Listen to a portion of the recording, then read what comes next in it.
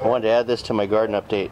I've got 4 chairs full of green and purple onions, and some are real big and some are mid-sized, but they all taste good.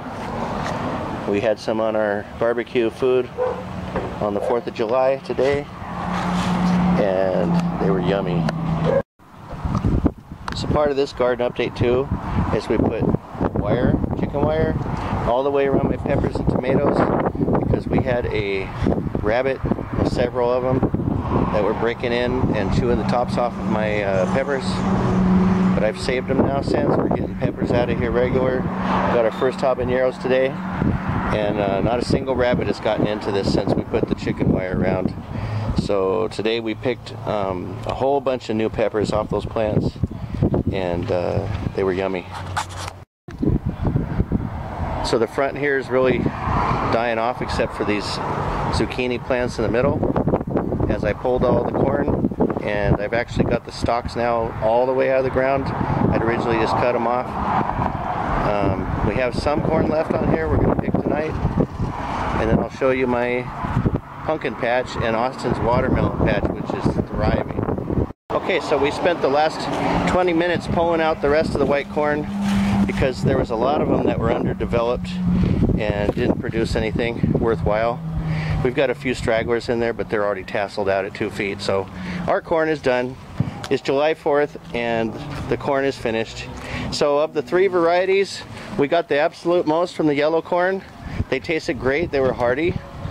The hybrid corn did not produce as much, but they were more tender and arguably tasted a little bit better. I don't know, I like the yellow lots, it's hard to say. The white corn of all 3 did the absolute worst.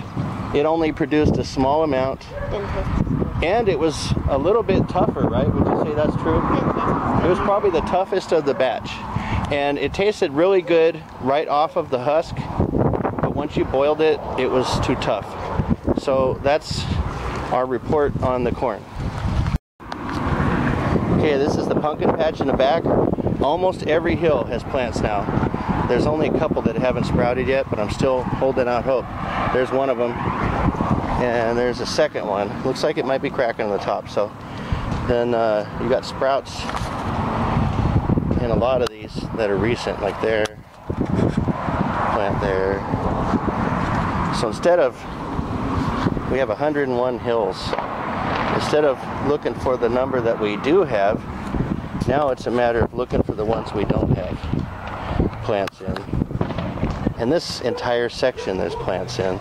Now the places where we're having trouble are right behind the tree, because when we run the sprinkler, the water ain't getting there. So there's 2 hills by themselves with no sprouts. But then right next door, it's loaded with pumpkins. Or pumpkin plants, not pumpkins. And it goes all the way. Even these behind the tree are doing good here. They're getting big. These leaves are approaching a foot across.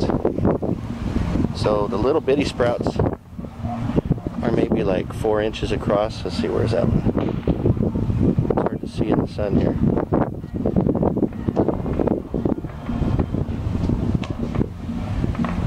They go straight across. I can't see. Anyway, I'm looking in the sun. The camera's not, but hopefully that shows up. There's one hill that's sprouting right now.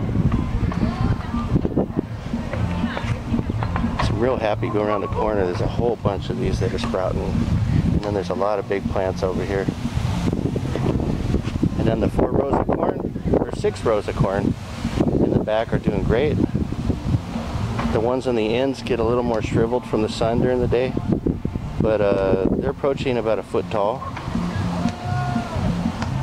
and all the seeds seem to come up. So as long as they keep it watered, they shouldn't wilt too much. Austin's pumpkin patch is going absolutely berserk. It's covering this entire square almost. What used to be little hills of plants is now just watermelon vines everywhere. So this is July 4th, and these watermelon and pumpkin back here are cranking.